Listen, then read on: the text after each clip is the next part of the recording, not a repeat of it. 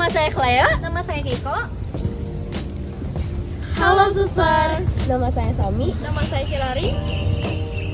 Halo guys, nama saya Jessica. Nama saya Cheryl.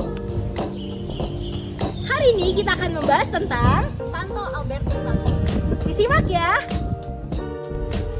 Halo, yang pertama Albertus Agung lahir di Langen, Danau Kecil Danube, Bavaria di Jerman Selatan. Albertus Agung juga suka keindahan alam loh. Dia suka menjelajahi sungai maupun alam liar lainnya. Halo semuanya, berikut aku akan menjelaskan perjalanannya. Yang pertama itu menempuh pendidikan tinggi di Universitas Padua. Ia mengambil keputusan untuk masuk ke biara. Yang kedua, bergabung dengan Ordo Dominikan. Yordan dan Sassoni, jenderal kedua Ordo. Melihatnya sosok mengkombinasikan hidup rohani pewartaan dan mengajarkan. Yang ketiga, diutus ke Klon untuk mengajarkan rekan-rekan di biara Dominikan. Di sana, ia mengajar selama hampir 10 tahun, mulai dikenal yang agung, tiang gereja, dan dokter umum. Yang keempat, mengajarkan sebagai mahaguru di Universitas Paris. Menjadi persahabatan dengan Raja Rudicus yang saleh, menuliskan banyak buku yang membuatnya terkenal di Eropa. Pada tahun 1247, beliau mengikuti Konsili Linus. Menjabat sebagai administrator di Tailo Kepausan dan Curia Roma. Berhasil membela masalah-masalah menyangkut aturan hidup membiarkan Santo Dominikus dan Franciscus terhadap serangan William. Pada tahun 1256 diangkat oleh Paus Alexander IV. Pada tahun 1254 hingga 1261 diangkat menjadi uskup di Regensburg. Pada 1262 mengajukan permohonan pengunduran diri sebagai uskup Regensburg setelah menyelesaikan masalah pentingnya sebagai uskup. Kemudian kembali ke Kol untuk menekuni studi dan penulisannya.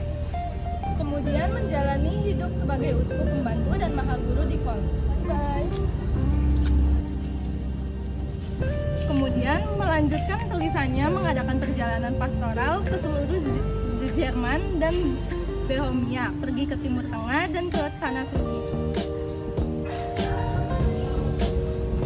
Hai, terus melakukan pembekalan terakhir terhadap ajaran muridnya yaitu Santo Yohanes Aquinas yang telah wafat, merasa kehilangan atas wafatnya Thomas. Halo, jadi pada tanggal 15 November 1280 beliau wafat pada umur 87 tahun, meninggal dalam kesucian hidup yang didukung dengan banyak mukjizat. Salah satu mukjizat yang ia lakukan adalah penyembuhan anak yang sakit sawan. Jadi Albertus dari Trapani menyembuhkan putra seorang Yahudi terhormat yang menderita sakit sawan. Setelah orang tua anak itu menyatakan imannya kepada Yesus Kristus. Nah, pada 1931 beliau dikanonisiasi, dinyatakan sebagai santo dan ditetapkan sebagai pujangga gereja. Pada 1941 dinobatkan sebagai santo pelindung para ilmuwan alam dan pelajar. Lalu pada setiap 15 November hari rayanya juga diperingatin loh. Dia juga berpengaruh dalam filsafat loh, yaitu memperkenalkan kembali filsafat Aristoteles ke dalam pemikiran Kristen. Lalu, dia juga di akademik yaitu menjadi biarawan Dominikan Jerman pertama yang meraih gelar Magister Teologi. Lanjut lagi ke karya tulis, yaitu menulis tentang kosmografi, meteorologi, klimatologi, fisika, logika, metafisika, geologi, botani, kimia, dan lain-lain sekitar 50 buah buku. Jadi nilai-nilai yang bisa kita pelajari adalah yang pertama, kerendahan hati atau humanitas. Yang kedua, kehausan akan pengetahuan dan kecerdasan menembus batas. Yang ketiga, ketekunan dan ketelitian. Yang keempat, kasih sayang.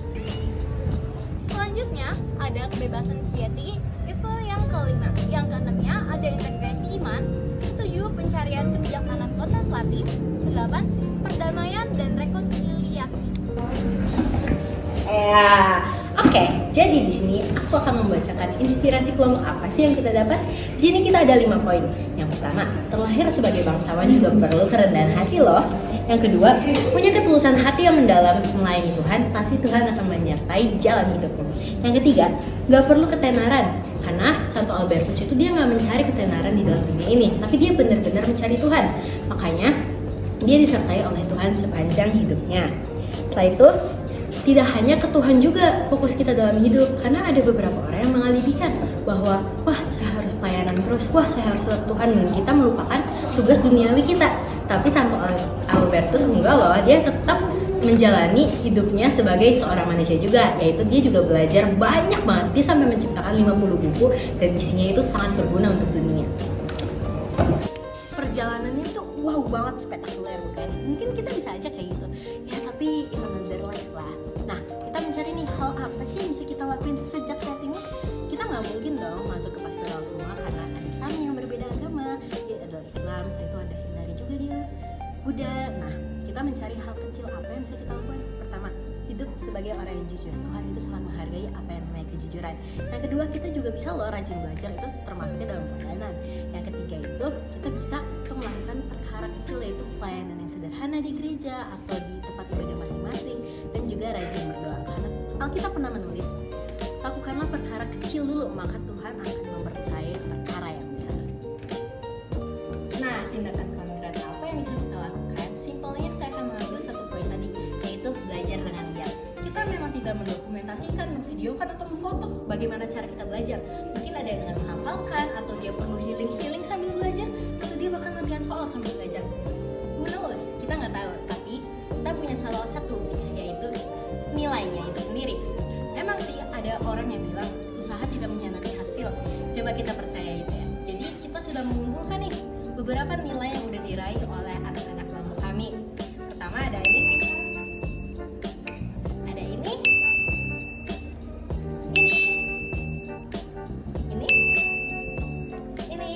dan masih banyak lagi. Itulah salah satu bukti dari contoh konkret kita.